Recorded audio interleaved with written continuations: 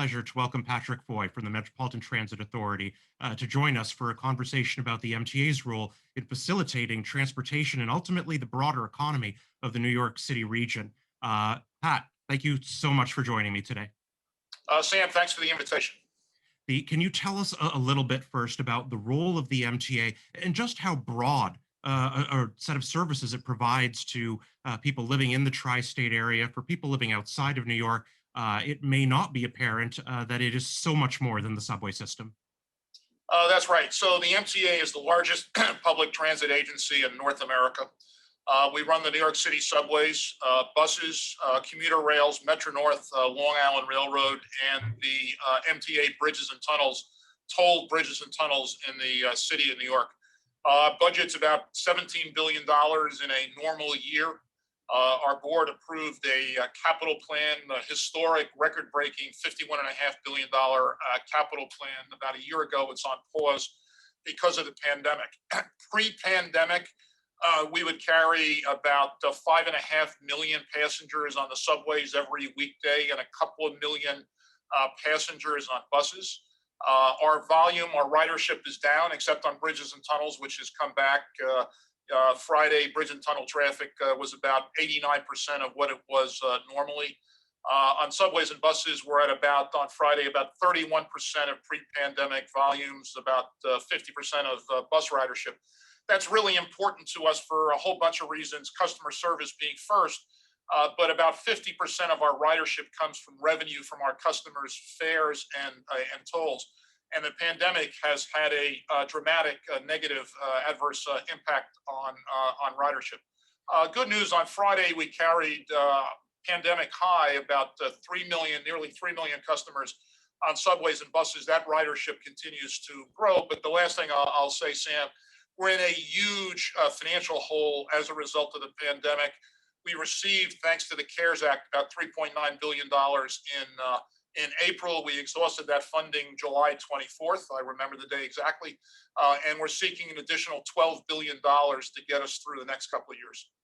Give us an idea of just how important it is for the city beyond those absolute numbers. Well, I'll use a term biologists would use. There's a mutually symbiotic relationship between the MTA and job creation and job retention in New York in terms of union jobs, in terms of the real estate industry, in terms of finance, and frankly, in terms of the entire New York City economy. From the point of view of the business community, the real estate community, we're in this together.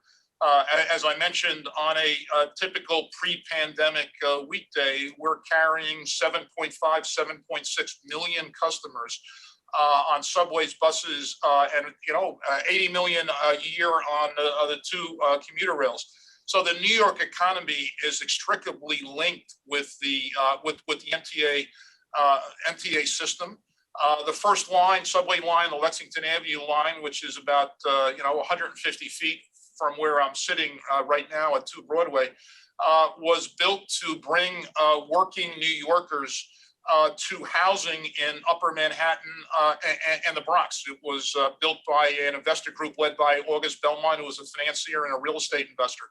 And to this day, what we do is carry New Yorkers of every income level, of every background in nearly every country in the world to and from jobs and school and health appointments and entertainment and the Yankees and the Mets, et cetera. Obviously, that's been vastly disrupted by the pandemic.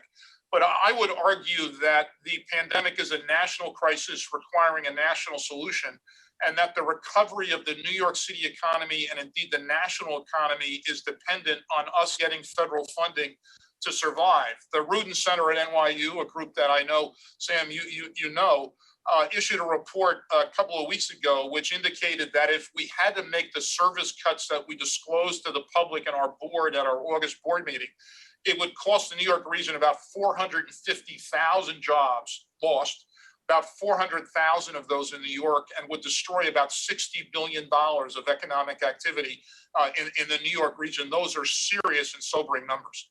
And I think it's important for folks to keep in mind New York's significance as an economic center and as a driver of innovation for the entire country means that that has implications not just for New Yorkers, it has implications for all Americans. Um, No, that's exactly right. The New York City region, writ large, accounts for nearly 10% of national GDP. And obviously, what we all want, every New Yorker and every American, is a recovery in the New York economy, the national economy. And I would argue that a healthy, thriving MTA is really essential and is a precondition to that national and regional economic recovery. You mentioned the Rudin Center, and I'll just share again with attendees at the 53rd annual conference this year that we've shared with you Mitchell Moss's latest report, just released on October 28th, where he describes some of the challenges, opportunities, and needs of the public transportation infrastructure in New York City. But we're very fortunate at SHAC to have a close relationship with the Rudin Center and our colleagues, including Mitchell Moss, in the directorship of that program.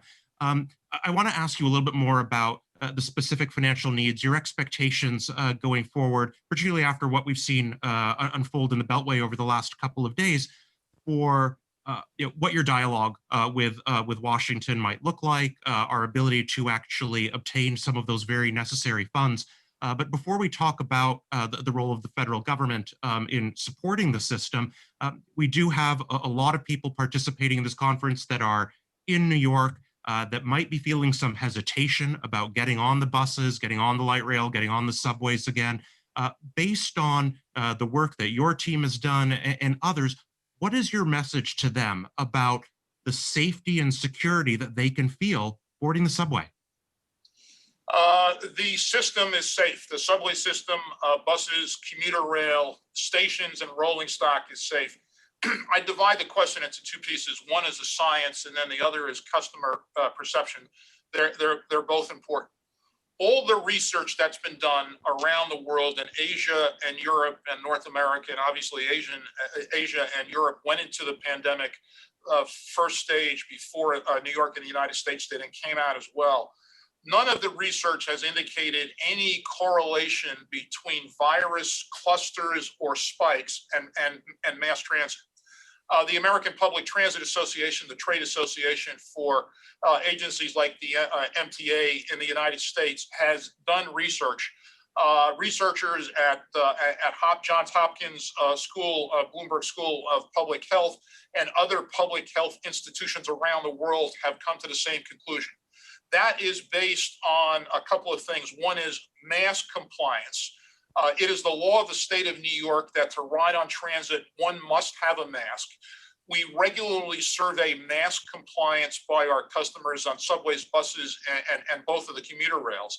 And I'm happy to report that mask compliance on all of those facilities is in excess of 95%. It's the law of New York, not only that you have to wear a mask as a result of an executive order issued by Governor Cuomo, but you're also subject to a $50 fine. The MTA has distributed 10 million masks to our employees and about 5 million masks to our customers, and we're continuing that distribution of both. I've been out on the subways and the Long Island Railroad and Metro North myself a number of times. All of my senior colleagues and mid-level colleagues here have done the same, and we distributed masks. And our anecdotal experience confirms the data, which is almost everybody on every platform, subway platform, commuter rail platform, rolling stock station, has got a mask on. In addition to that, since the first days of the pandemic in New York, we've had a unbelievably innovative, robust, and best in the nation disinfecting program. That program continues.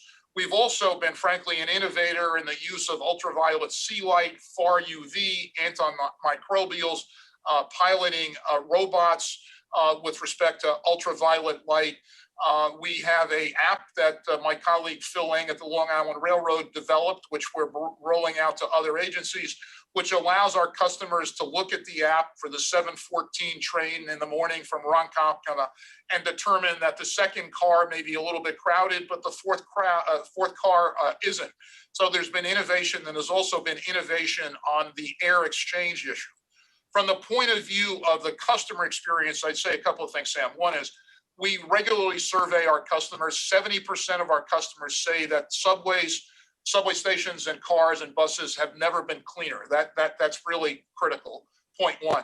Point two, the partnership for New York City has done a series, one of the leading business groups in New York has done a series of studies of their member employers and employees. And the concern about public transit in the pandemic has been reduced significantly as a result of the actions that we've taken.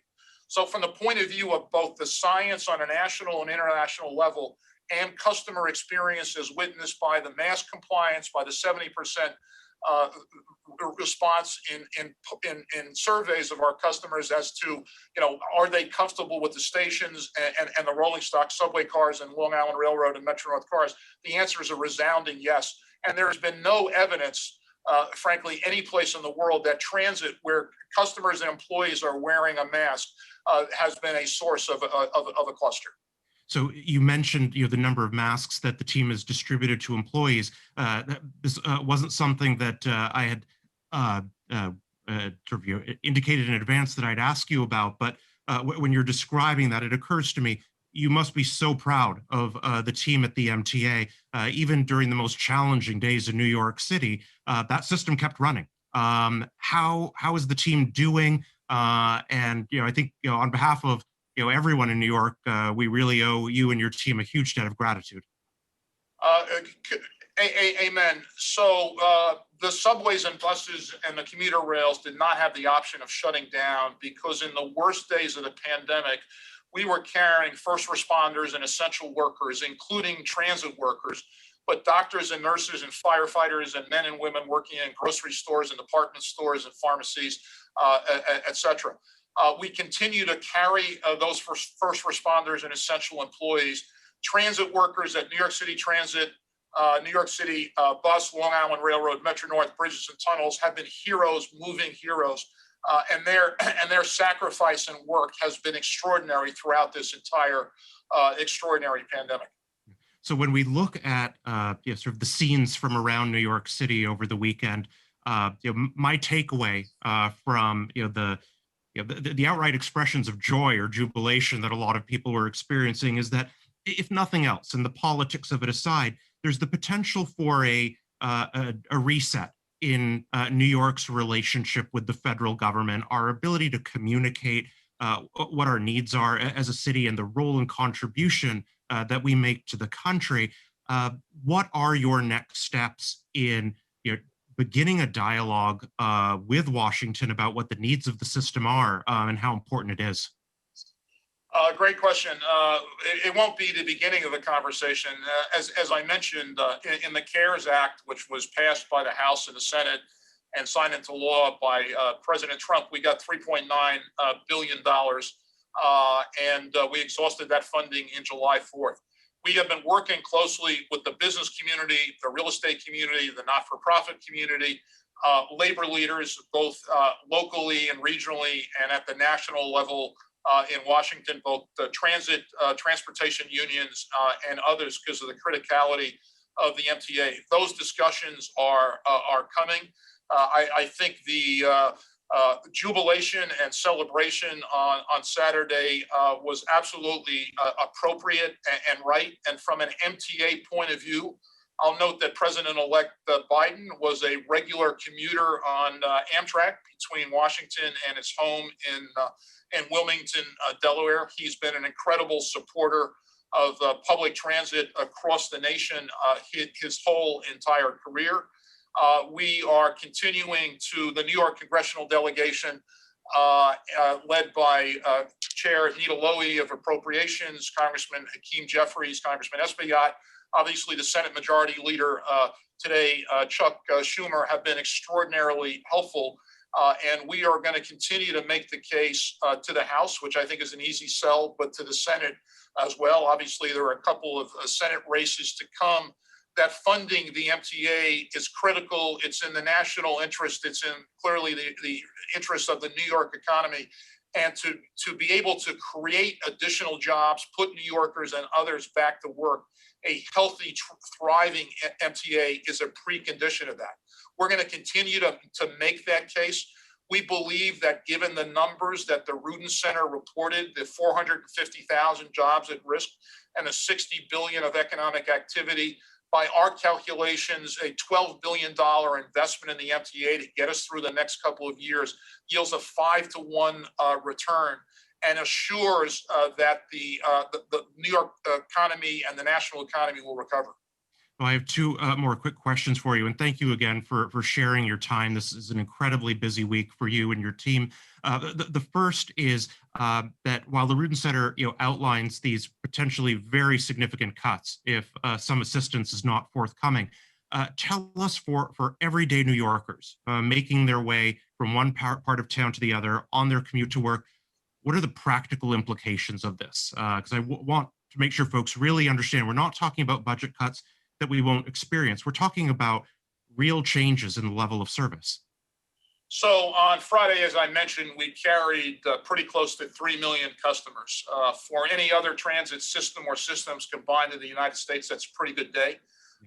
For us, that's, compares to 7.5, 7.6 million. The answer, Sam, is that those 3 million commuters on subways and buses face service reductions up to 40%. And on the commuter rails, which have lagged in terms of ridership, but are also recovering up to 50%, and laying off 9,000 plus employees. A 40% reduction, for instance, on subways and buses means that subway trains would be canceled. The time in early morning hours, peak hours, evening hours, weekends, waiting for the next train or next bus would be significantly longer. And frankly, it would be a less predictable and reliable service. And given the public service that the Rudin Center did in linking failure to invest in the MTA, excuse me, to the loss of 450,000 jobs and $60 billion of economic activity, the toll on the region in terms of jobs not created and people laid off, both at the MTA, but beyond that, the 450,000 jobs is not something that anybody in New York City, New York State, or frankly, the nation should want to occur. That's a disaster, frankly. The two other points I would make are the following. In addition to the economic and job points, there's an environmental advantage, obviously, in riding transit. We're in the process of trying to get the administration in Washington to make progress on congestion pricing, but every day the MTA avoids greenhouse gases. The air is cleaner in New York. There is less congestion, and New York's congestion as a result of the MTA. If we weren't to invest in it, the environmental toll would be huge. But lastly, as we both discussed before, Sam, a couple of minutes ago, the people who ride our system are everybody in New York rides, given the fact we carry 7.5, 7.6 million on a pre-pandemic day. In the height of the pandemic, the worst days of the pandemic, and today, we're carrying working people who don't have the option of getting in a car and driving to Manhattan or driving to their job or working or telecommuting or working remotely. They work in an emergency room, a pharmacy, a food preparation center, they're transit workers, etc. They don't have those luxuries. And it's those people who will be most adversely affected. So there's a whole social equity point here that should not be overlooked. Lastly, from the point of view of the MTA capital plan, I mentioned that a $51.5 billion plan was approved by our board, revolutionary, largest in the history of the MTA, substantial increase in accessibility in the subway system. The system was begun to be built in 1904. And unlike systems that were built in the last 10 or 20 years, we've got a lot of work to do on accessibility. Two projects in particular capital projects in particular have important social justice goals. One is the expansion of the Second Avenue subway into Harlem, 125th Street. East Harlem is one of the parts of New York City that is least served by transit and most reliant on cars.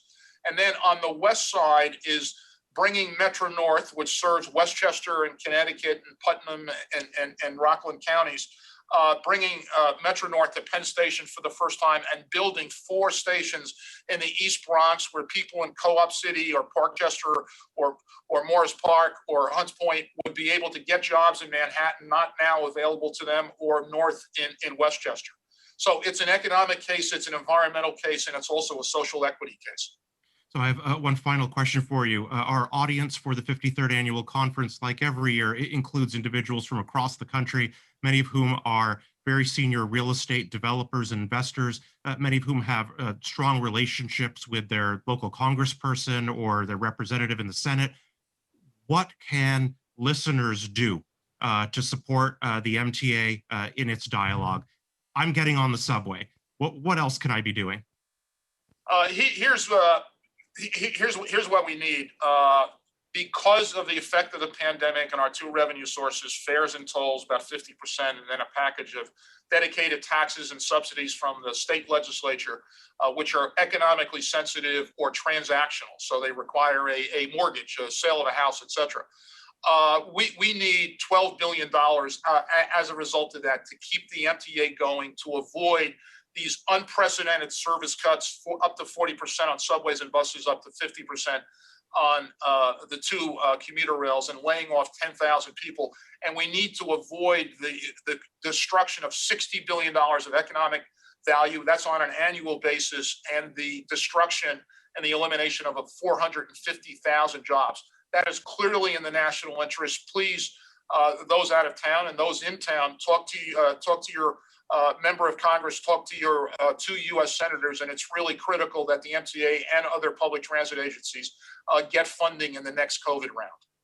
Pat, I think, like everyone else in New York, so grateful to you and to everyone at the MTA, particularly over the course of 2020, facing such a challenging environment and really keeping New Yorkers going. Thank you so much, and thank you for joining me today. Sam, thank you, and on behalf of my colleagues, thanks for the kind words, which are well deserved for the entire MTA workforce. Thank you.